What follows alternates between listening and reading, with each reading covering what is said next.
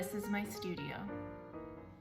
I recently posted a studio tour video on YouTube and it got over 16,000 views. That's way more than I've ever gotten. I didn't start here though. I've been in a lot of places before this one, so I wanted to show you all the places I've created over the years. Okay, so this is my first studio, and it was in a room in my house and I never used it. It was back in college and I was unworthy of this space.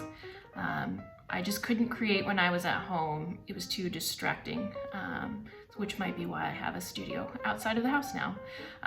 But yeah, it was very messy, just put all the junk in there. Not great. Okay, so in about 2010, I moved into the kitchen. I hated going upstairs. I would always bring everything down. So much more table space to work on in the kitchen, and that's really what I wanted. So I can't remember, but something moved into that room and I kind of lost that space. So I created in the kitchen, and I know most people do. This is kind of where a lot of people start when they're beginning their creative adventures.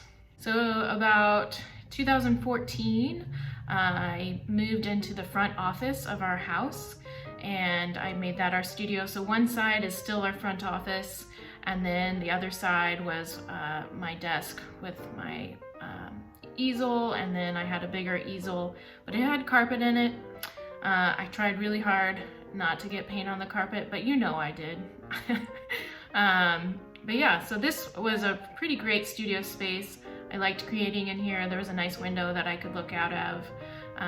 And I had my daughter in 2016, and so that made it a lot easier to get to and be able to create. So whenever she napped, I would run to the studio and create. You never knew if you were gonna have 30 minutes or 2 hours.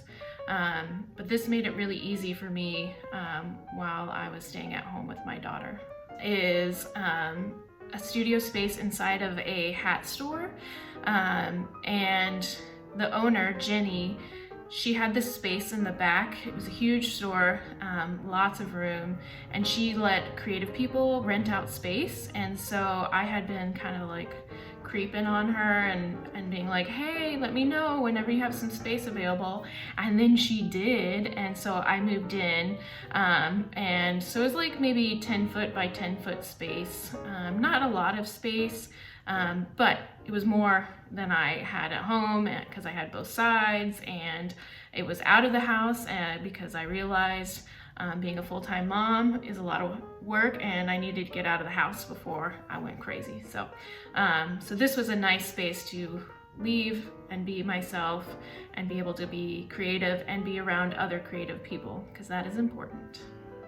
At one point, another creative had moved out of that hat shop, and so I moved into the bigger space in the back. So it was bigger, but it had worse lighting. The lighting wasn't great. But I worked in the dark. It didn't matter. I had a little light. I turned it on. I created. But I also taught classes there. It was really fun. Some of my best memories are from this space. But then the lease was up, and the landlord did like triple net and increased the rent by $1,000 a month. And the hat lady, Jenny, she was like, no, I can't do that. So we said, bye.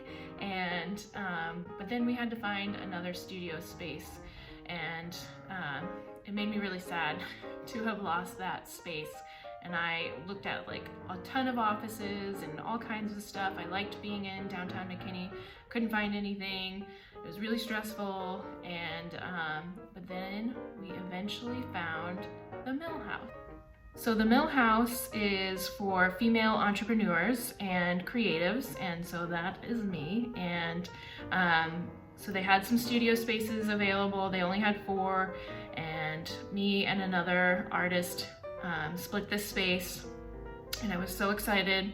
It's beautiful. I love the wall of light, which is basking on my face right now. But it was just wood floors. It was just great. I was so excited to move in here, and we split this studio. So October of 2020, my studio mate moved out, and I decided to take over the whole space. I started doing murals and I was making more money, or about the same amount of money, not losing money, which is good in 2020 because but yeah, so I decided to take over this whole space. And so this is what my studio looks like now. I love it. It is beautiful. I love the light. It is my happy place. Lots of plants, and it's just dreamy. It's got a couch. I can lay on the couch.